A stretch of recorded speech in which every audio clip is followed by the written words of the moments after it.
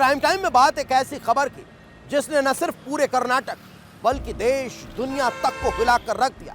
एक शख्स जो अपने प्राइवेट जेट से चलता था, एक शख्स जिसके पास महंगी महंगी दुनिया भर की गाड़ियों की फहरिस्त लगी हुई थी, एक शख्स जिसके पास अकूत संपत्ति थी। आखिर ऐसा क्या हुआ जो वो शख्स टूट चुका था?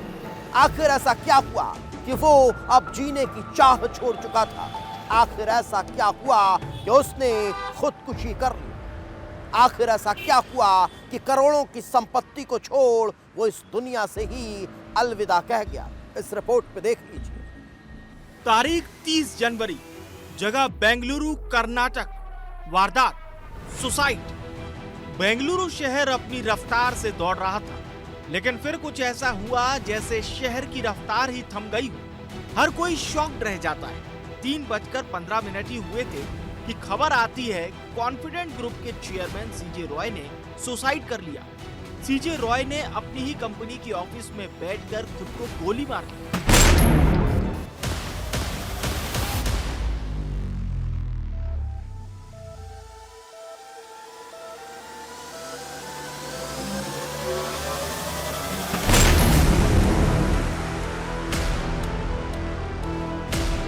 हर तरफ हड़कंप मच जाता है। पूरा उद्योग जगत सन्न रह जाता है। हर कोई हैरान रह जाता है कि आखिरकार 9,000 करोड़ की संपत्ति का मालिक इस तरह सुसाइड कैसे कर सकता है।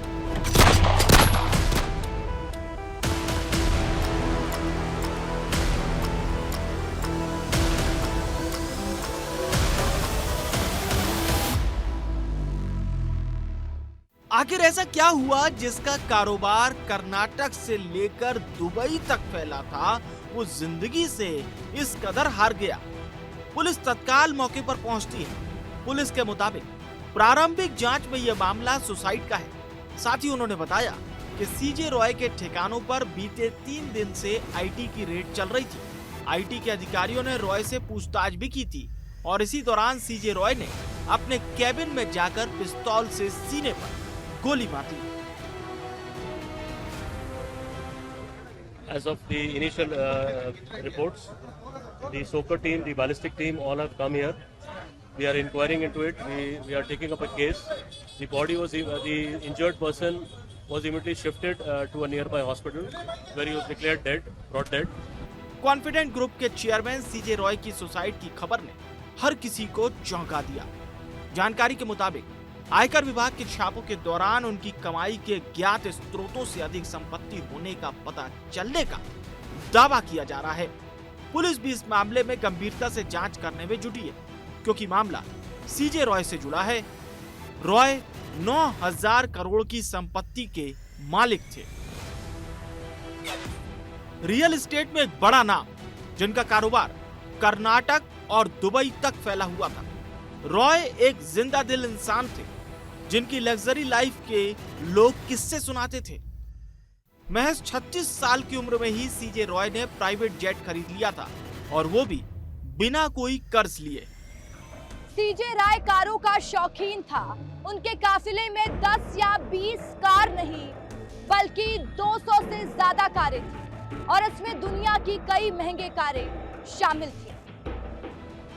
देश की सबसे महंगी कारें और सबसे बड़े कार गैराज रखने वाले लोगों में उन्हें गिना जाता था।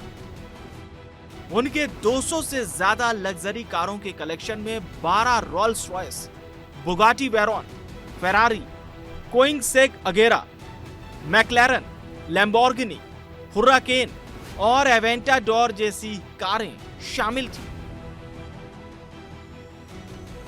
पुलिस सीजे रॉय की सुसाइड की जांच में जुटी थी।